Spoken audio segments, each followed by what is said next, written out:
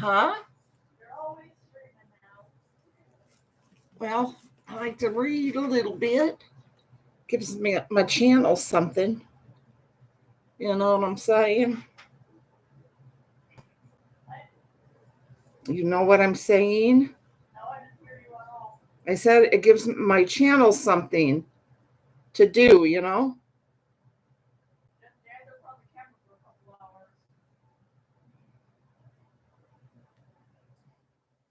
Big Mama. I'm glad you're here. Hey, Cat. You're number 2. Sorry. Close. Mama, Big Mama, I'm glad you liked how I restream them. You notice they don't really bother me anymore, do they? YouTubers. Hey, Kevin. Even if I do top, how do you say, toot my own horn?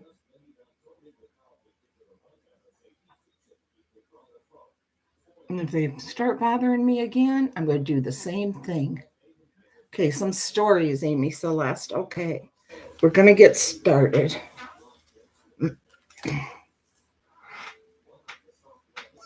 Hi, Laura Lynn. Good, Big Mama. And I never took it down either. Really? Perfect timing, Davida. Perfect timing. Hi, Alicia, Lori, Lisa H. Sorry, guys. Amy's Justice League. Sorry, I'm not a movie that you wanted.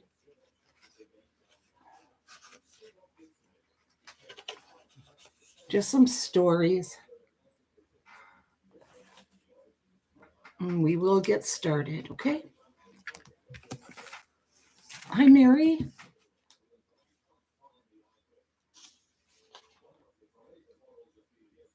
Okay, Ghosts and Strange Phenomenon of the Hoosier State. Let's see.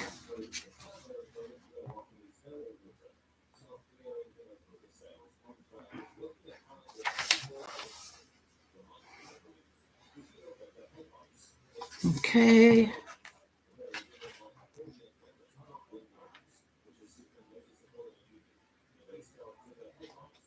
South Bend and northern Indiana.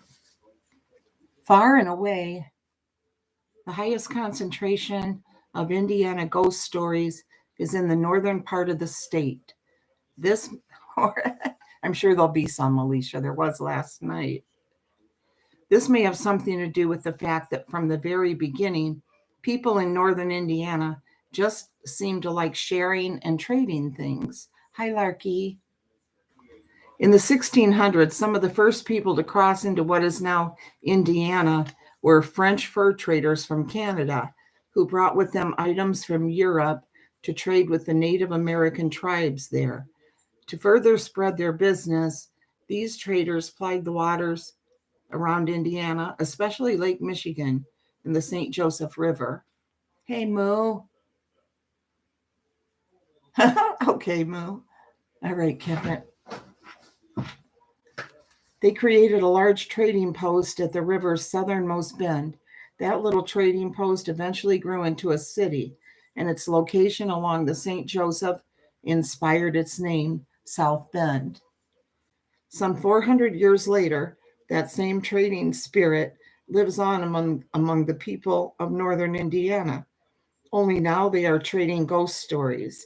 As I noted in the introduction, Hoosiers tend to keep quiet when it comes to their ghost lore, but this is not so in northern Indiana. Rather, they seem to delight in sharing their stories.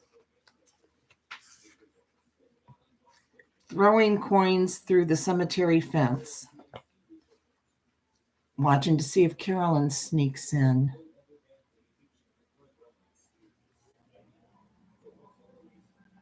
I think she was mad at me. You better not be mad at me, Carolyn. I know you're not. Anyone who has traveled down the rural roads of northern Indiana for any length of time gets used to all sorts of things popping up in front of his or her car. Okay, Lisa, just lay back and rest. I'm not going to be on here real long, as it's almost 4 a.m. here. It's been a long day. Deers, raccoons, and even the occasional discarded fast food wrapper. But take a trip down Fifth Road in Bremen and be prepared for the shock of a lifetime when it suddenly looks like you're going to drive smack dab into the middle of a cemetery, a haunted one to boot. The graveyard in question is Ewald Cemetery. Although a series of 90-degree turns will take you out of harm's way and allow you to continue on your journey, it is nonetheless a bit unsettling to see a cemetery looming in your headlights. Perhaps that's why people started saying that something wasn't right out there. Of course, that doesn't explain why to this day the cemetery is widely known as Little Egypt. I can see you, Tina Bina. Hi. Thanks for coming. Although there are several reported ghosts at the cemetery, most of the tales center around those of little children.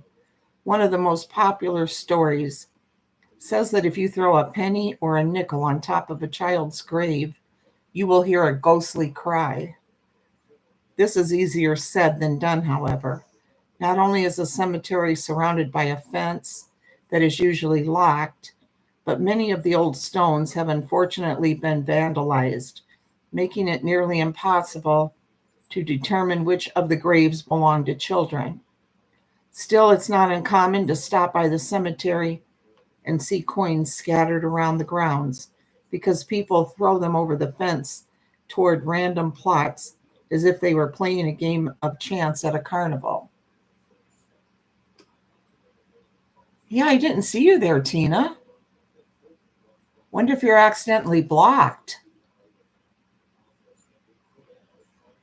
Lisa H., can you remember? Help me remember to check and see if Tina Bina's blocked? Because if she is, I'm sure it's by accident. Sometimes that happens. Yeah, because I know you wouldn't be blocked for real. It would definitely be a mistake. We will ask. And Carolyn can, you'll have to send your URL to your channel. Send that in an email to her and she'll get you unblocked.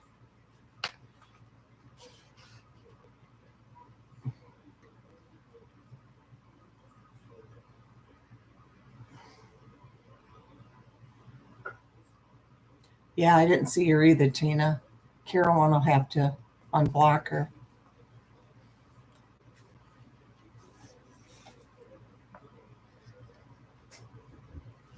But we didn't see her in Carolyn's, Kevin.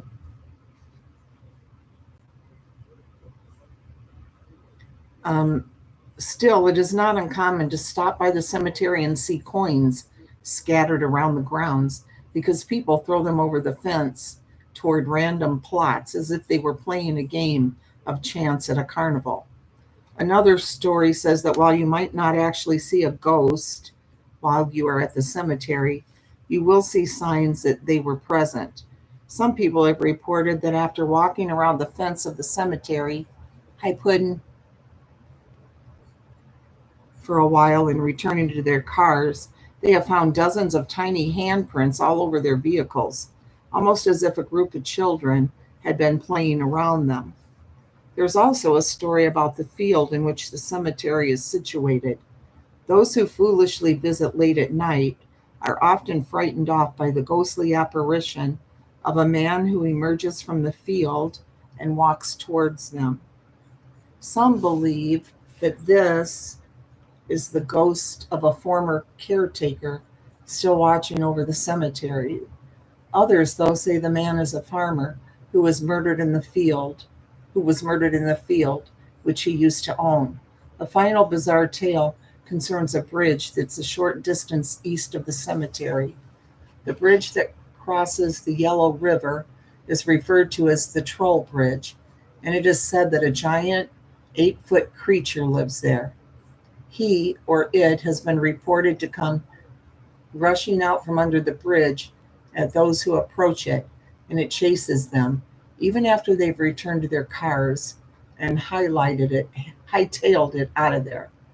So, are the stories true? It's hard to say with any certainty, but ask anyone who has traveled down Fifth Road in the middle of the night, and they'll tell you there's definitely something spooky going on there. Hi, Leslie Romani.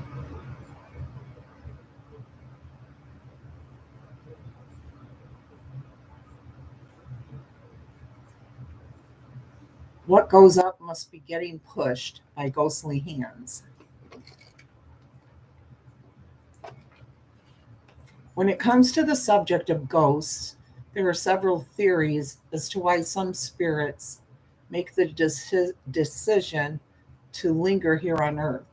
Some ghosts are said to be lost, others are plain stubborn. Some decide to hang around so they can remain with friends and loved ones, and some just want to make sure what happened to them doesn't happen to anyone else. The latter may be the reason why a group of ghostly school children are said to have taken up residence at the site of their demise more than 40 years ago. Classic ghost stories have never been big on specifics, and the case of the tale surrounding the hill on County Line Road in Westville is no exception. Westville? That's where my Uncle Jimmy and his family live. Few miles down the highway, down Highway 6, by my parents. I've been on that road too. All that is said is that sometime in the 1960s, there was a set of railroad tracks at the bottom of this hill. One fateful day, a busload of children somehow managed to get stuck on the tracks. Worse, there was a train coming. Try as he might, the bus driver was unable to move the bus off the tracks, and the train hit it at a high rate of speed, killing all the children and the driver instantly. Hey, Puddin'. After such a horrible accident, the area residents wanted to forget it ever happened as soon as possible, so they had the train tracks removed. Once that was accomplished, everyone put the incident behind them and moved on with their lives, forgetting that it ever happened. Everyone, that is, except for the ghosts of the children who died in the wreck. According to legend, the ghostly school children still hang around the area of the crash, even after all these years. What's more, they go to great lengths to ensure no one suffers the same fate they did. That's why, even though the train tracks are long gone, people who park their cars on the spot of the accident find their vehicles being pushed away and slowly up the nearby hill. Some people are said to have gone so far as to sprinkle flour all over the bumpers of their cars so that they can see the tiny handprints of the ghostly children who push their vehicles.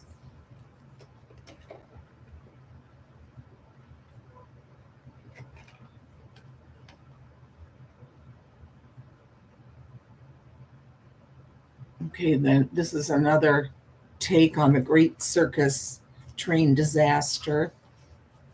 I'm going to skip over that. We can always read that sometime again if we want. But win one for the Gipper and his ghost too. He is arguably one of the greatest football players to ever play for the Fighting Irish of Notre Dame. His dying words were turned into a motivational speech and were later used as a slogan for a political campaign. With such an illustrious career, is it any wonder that even the ghost of George Gipp is famous? Born on February 18th, 1895, in Laurium, Michigan, George Gipp excelled at sports even from an early age. Once accepted at Notre Dame, Gipp originally intended to play for the university's baseball team. Legendary football coach Newt Rockne, however, had other plans for Gipp.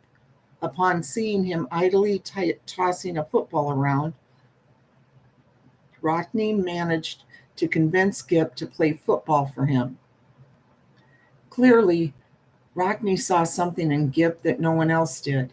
Despite the fact that Gipp had no experience playing organized football, he quickly excelled at all aspects of the game. Although he was primarily a halfback, he set several records on both defense and offense in the years he played for the Fighting Irish, from 1917 to 1920. Gipp is, in fact, still Notre Dame's all-time leader in several categories, including total offense per game. In December 1920, Gipp came down with pneumonia and was admitted to the hospital. Despite valiant efforts by doctors, his condition worsened to the point that it was clear he would never leave the hospital. Several days later, according to legend, Rockne came to visit Gipp in the hospital. It was during this visit that Gipp is alleged to have uttered the following immortal words.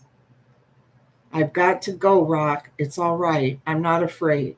Sometime, Rock, when the team is up against it, when things are wrong and the brakes are beating the boys, ask them to go in there with all they've got and win just one for the Gipper."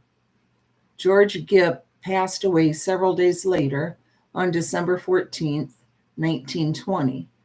He was only 25 years old. Wow, he was young. Holy shit. Thank you, Kevin. Rockne kept the words to Gipp's famous last speech under wraps until until November 12th, 1928 at Yankee Stadium. It was during halftime, with Notre Dame losing to Army, that Rockne delivered Gipp's words to the team. So inspired was the team that they came back to beat Army 12-6, with Irish player Jack Shebney reportedly shouting, "There's one for the Gipper," as he scored the winning touchdown.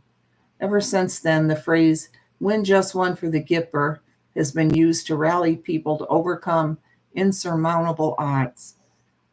The speech would also figure prominently in the 1940 movie Newt Rockne, All-American, with Ronald Reagan playing the role of George Gipp. Reagan would come to be nicknamed the Gipper for the rest of his life, going so far as to incorporate parts of Gipp's famous speech into his successful presidential campaign. Wow, really? Having lived such a successful and fabled life, Gipp might choose to return to literally dozens of places. Washington Hall, Notre Dame's campus theater, probably wouldn't be on that list, though, and yet that's where his ghost is said to appear. There is a long-standing rumor concerning Washington Hall and just how Gipp came down with his fatal pneumonia. As the story goes, Gipp would sometimes stay out after curfew, often returning to find his dorm room locked up for the night, rather than risk getting caught trying to sneak back in the dorm. Gipp would head over to Washington Hall because the doors were almost always left unlocked all night.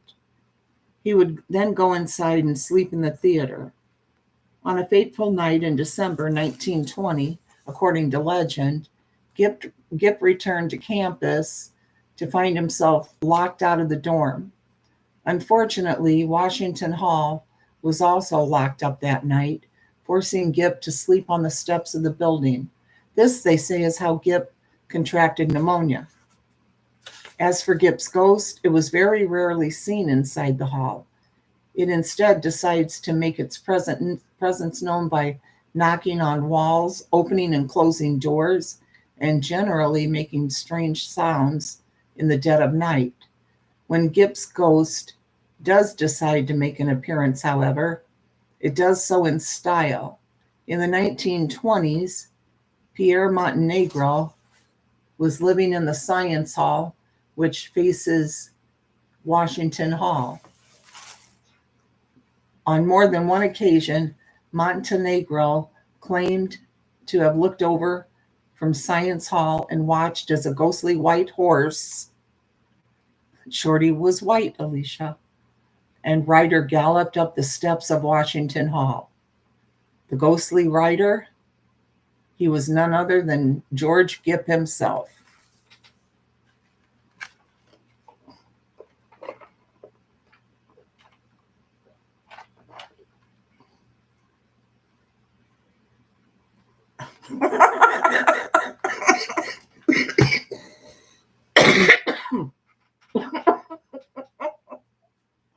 Oh, gosh.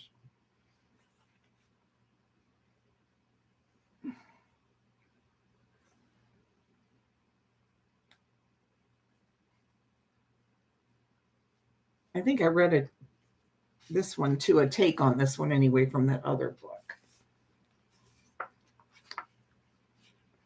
Davita, I have Spooky California coming. I don't know if you heard that. And Spooky New Jersey. And Spooky Florida. And something else I can't remember. I think there's 4 of them. Those will be good. They'll be crazy like those other stories we were reading. Yeah, we've already read about this Elizabeth the Hitchhiking Ghost. Read about Klein Avenue.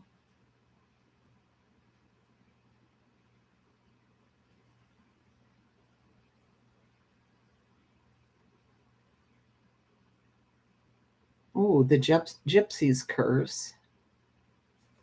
This is over in Crown Point.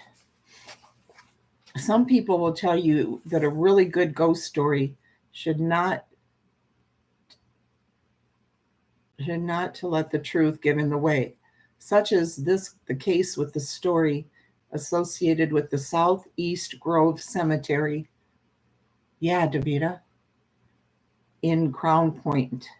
The long-standing legend concerns a group of gypsies who supposedly came through the area in the early 1800s.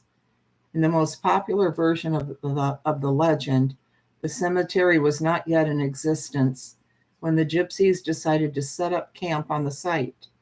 They were only there a short period of time before influenza swept through the camp. With somewhere else to turn, the gypsies reached out to the locals for help. Not only did their cries for help and medicine fall on deaf ears, but the gypsies were told that they were no longer welcome in the area and were ordered to vacate the camp immediately. The gypsies pleaded, saying that many of their people were sick or dying and unable to travel, but it was to no avail. Angered at being turned out, the gypsies departed, but not before they burned their dead at the campsite. In another version of the legend that has the cemetery already in existence, the gypsies secretly bury their dead at the rear of the graveyard. In both versions, however, the gypsies put a curse on the land before departing. Davita, I ordered all the 4 books a few nights ago. I think the first one is supposed to get here March 14th. So shouldn't be too long. Yeah, California. Be reading about them soon. About you guys out there. I went through all these Indiana ones. I bought as many as I could find. That was all they had right now. At my store, anyway. My Barnes and Nobles. Let's see.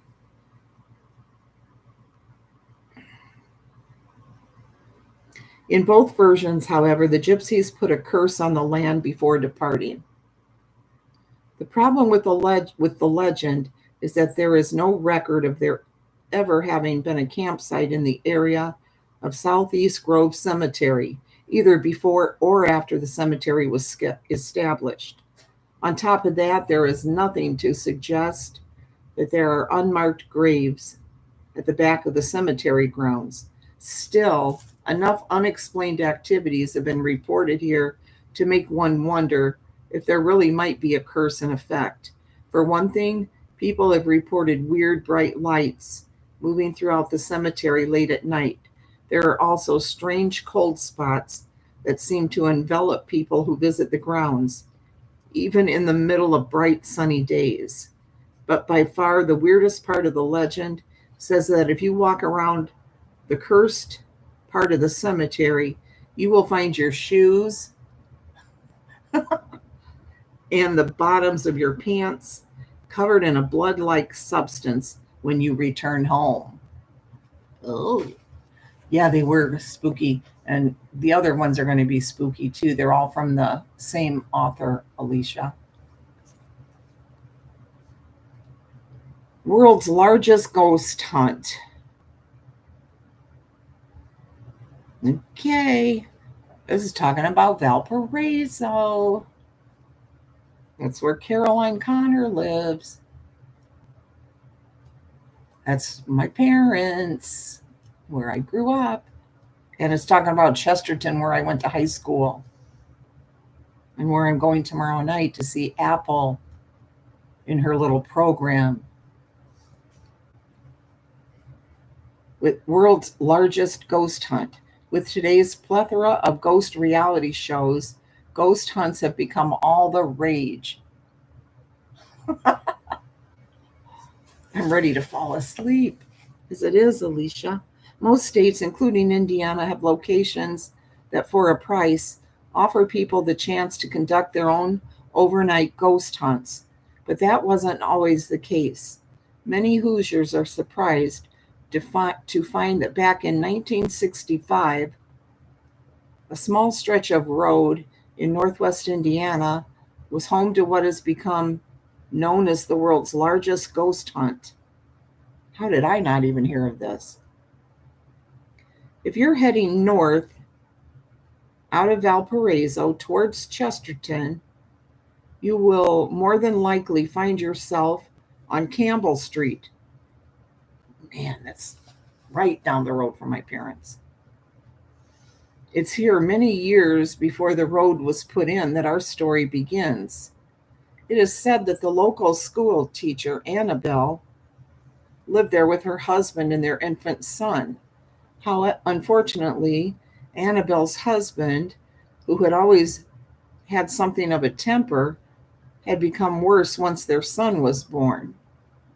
He was now lashing out at Annabelle, including abusing her physically.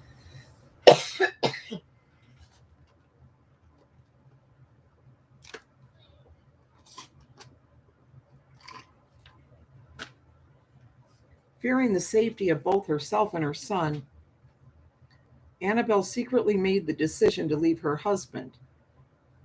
One cold winter evening, she waited for her husband to fall asleep and then wrapped up her baby son and snuck out the front door, heading towards town on foot. Wait, guys, I gotta get some water.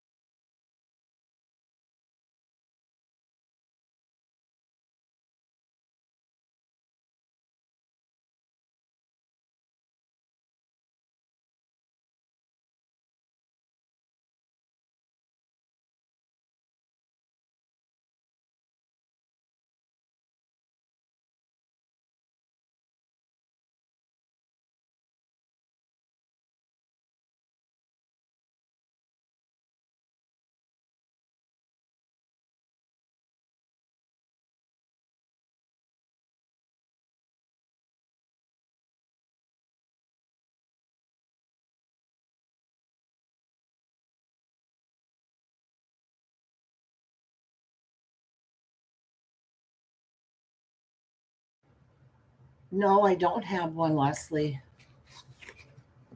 You need a husband, Alicia. No, Leslie, I don't, hon.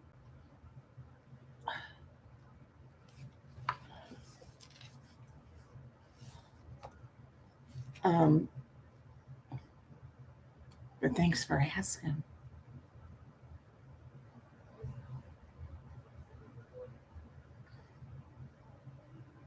Fearing for the okay, let's see. Fearing for the safety of both herself and her son, Annabelle secretly made the decision to leave her husband. One cold winter evening, she waited for her husband to fall asleep and then wrapped up her baby son and snuck out the front door, heading towards town on foot. Suddenly, a freak winter storm blew up, making it nearly impossible for Annabelle to see where she was going. As she held her son closer to her for warmth, she didn't realize that she had changed direction and was no longer walking toward town. In fact, she was heading deeper and deeper into the woods. Try as she might, Annabelle could not find her way. Eventually, the mother and son perished in the woods. Several days later, the still frozen bodies were found in the woods. They perished in the storm and their bodies were found in the woods. Almost immediately after Annabelle's passing, there were reports of her ghost appearing in the woods. But because the location of her death was in a fairly isolated and wooded area, few people ever ventured out there. All that changed years later when Campbell Street was created, with a portion cut very close to the spot where Annabelle and the baby expired. Soon, reports poured in of a young woman standing at the edge of the woods near the site of Campbell Street. In most cases, the ghost just stood there silently, but sometimes it appeared to be beckoning people to come closer, as if she was asking for help.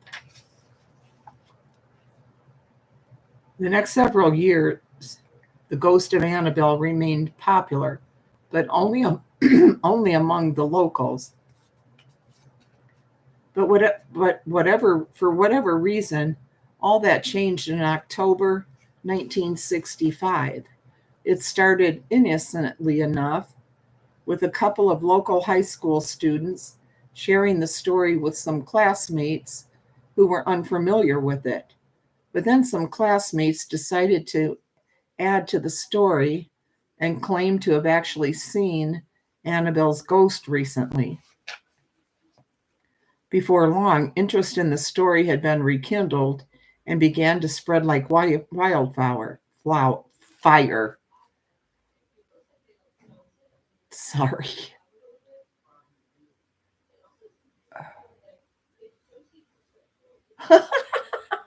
Kevin. Robin.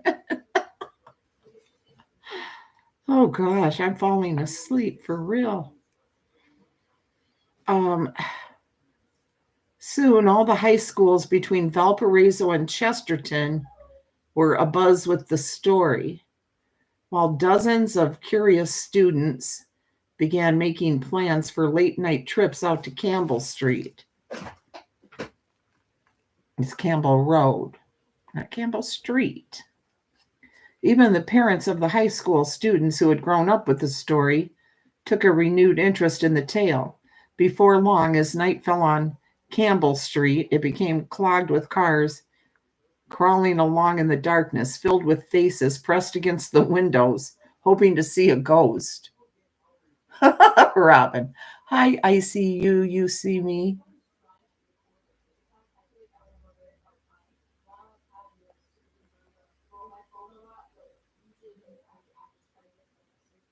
Well, I will, Leslie, but you sure don't have to. That's really sweet of you. But, I could give it to you if you want. um, that's funny, pressed against the windows, hoping to see a ghost. How come I never heard about all this?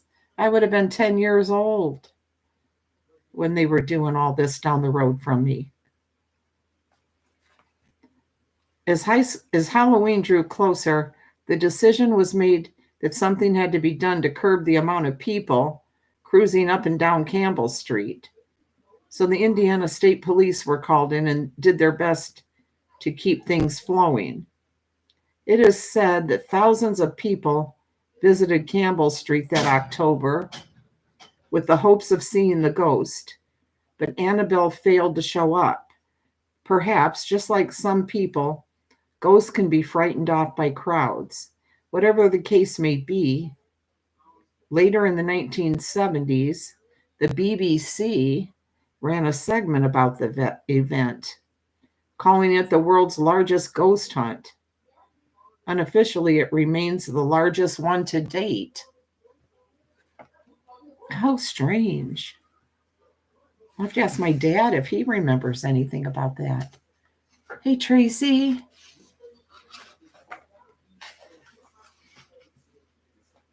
And my old babysitter, Elaine. I do have her address and phone number. She would have been a teen then. Maybe she would probably know about it.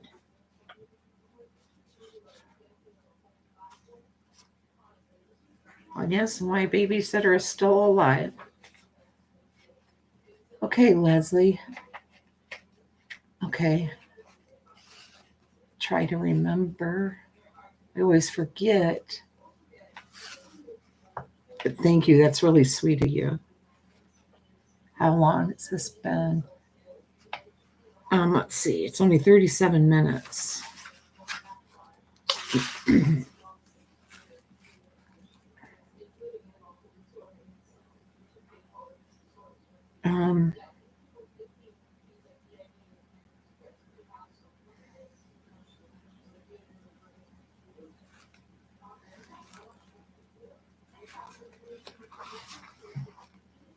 You're shocked that I forget?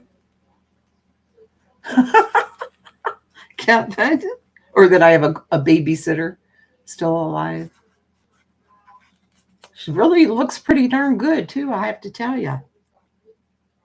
She's funny, too. I haven't seen her for a few years, but... No, I don't. Here we go with that Moody again, remember? It's a different take on it.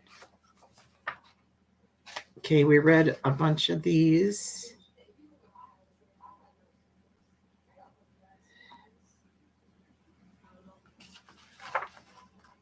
Let me see. We read The Lover's Lane, Blue Lady. Both.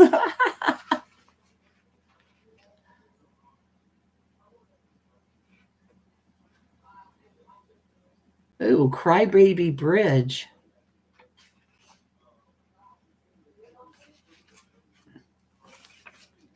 Azalea's Crybaby Bridge.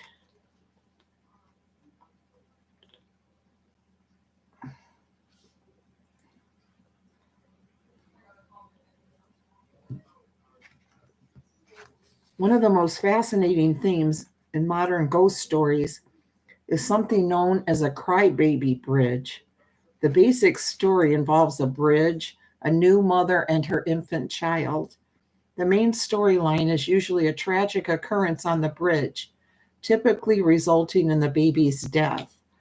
The tale ends with people going to the bridge and hearing the baby's cries. Crybaby Bridge stories exist throughout the United States, and with the overwhelming number of them being centered in the Midwest. As far as Indiana is concerned, the most popular Crybaby Bridge is located just outside the tiny town of Azalea. The story takes place in the late 1800s when one young girl living in Azalea discovered she was pregnant. In that time, having a child out of wedlock would surely bring shame to the girl and her entire family, but she could not bring herself to terminate the pregnancy. She therefore resigned herself to having the child. There was no way, however, that she could have prepared herself for when her parents disowned her after the child was born. The young girl tried hard to raise the child alone, but she found it nearly impossible, and with no one to turn to, she one day just snapped. After sitting silently with her child the entire day, upon nightfall, the young woman wrapped her child in a blanket and headed out towards the bridge located on the southwest outskirts of town. Upon reaching the bridge, the woman stood there with the baby in her arms. Then she did something unspeakable. She threw her baby off the bridge and into the water below. Then she simply walked back home. The next day, people noticed the young woman, now dressed all in black, walking all alone out to the bridge on the edge of town. And, and while they may have wondered where her baby was, it was none of their business, so they kept their questions to themselves. As the weeks and the months rolled by, the townsfolk got used to the familiar sight of the young woman standing alongside the bridge, always dressed in black, simply staring down at the water. Then one day, the woman was gone, never to be seen again. There are those who believe the young woman and her baby never left that bridge. As proof, they say that if you go to the bridge on nights with a full moon, you will see the ghost of a young woman dressed in black, standing on the side and staring down into the water. And that if you listen carefully, you just might be able to make out the muffled cries of an infant child coming from somewhere under the bridge.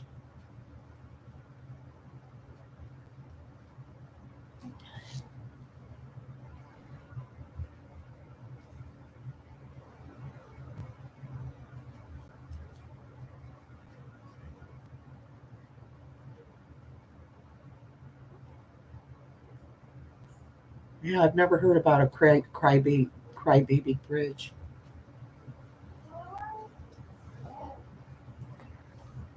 Okay, baby. The Ghost of Stepp Cemetery, Stepp. Garnet Mittens. I'm not sure why, but most of Indiana's creepiest locations tend to be inside state forests. If you're looking for something really scary, you might want to head over to Morgan Monroe State Forest, located near Martinsville, where you'll be able to step inside what many consider to be one of the most haunted locations in the entire United States. Stepp Cemetery, Stepp. The ghost stories and legends associated with Stepp Cemetery have been around for 2 years. Have been around for years. I'm seeing words that aren't there. In fact, you'd be hard pressed to find any Hoosier under the age of 60 who hasn't heard of Stepp. Little is known about the origins of the cemetery other than it was established sometime in the early 1800s. Come here, baby. Mittens.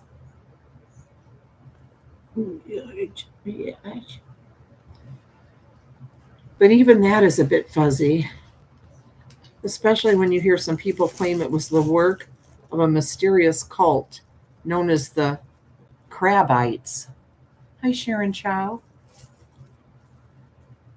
Crabites. While most of the gravestones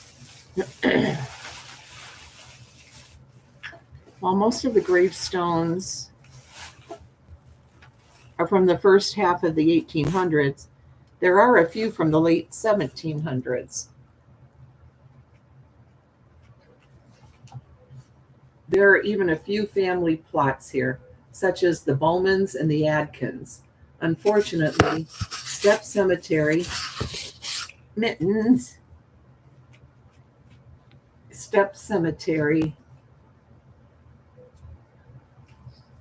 has fallen victim to repeated vandalism over the years, making it hard to get a firm count on how many people are at rest there. Hey, don't be chewing the... Thank you. Please just sit down. One of the most enduring stories concerns the witch's throne, an old tree stump that resembles a throne. It is said that a woman dressed entirely in black sits here, often under the light of a full moon. Sometimes she is even seen holding her face in her hands and weeping, her painful sobs often being heard even before she reaches the cemetery, or even before one reaches the cemetery.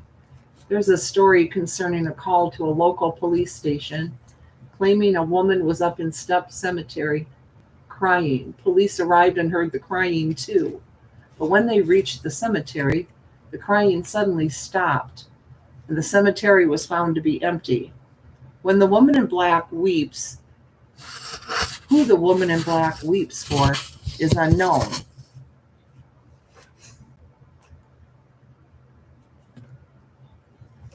Some say it is one of her children who was buried in the cemetery.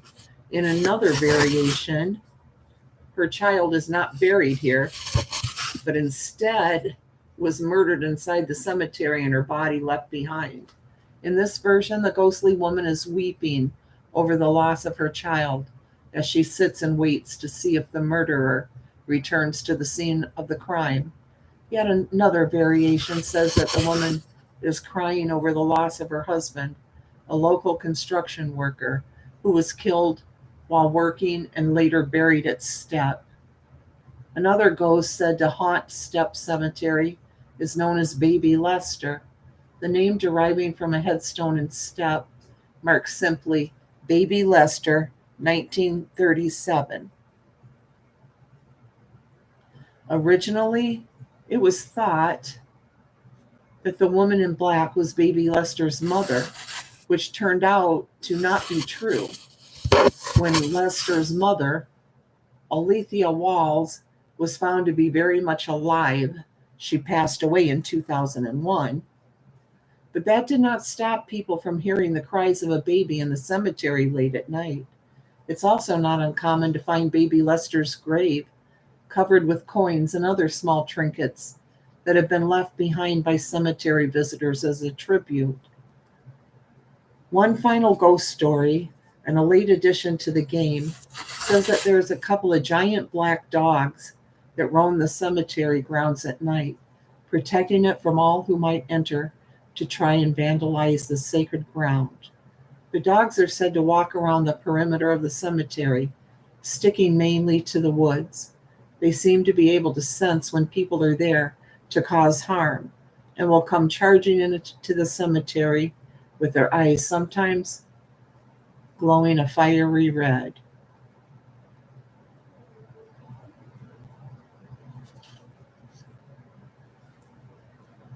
Help me, Rhonda, you're here. Well, I think that's going to be it for now. I have to go to bed. And I think some of you need to go to bed too. And I thank you guys for coming. I should have just not done this tonight. But I thought Big Mama wanted me to. I didn't want to let her down again. Love you guys. Thank you for coming. Thanks, guys. Love you. Hi, Yorkill. Bye, Yorkill. Bye, Davita. Lisa, Lori, Kevin, everyone. Bye. Thank you.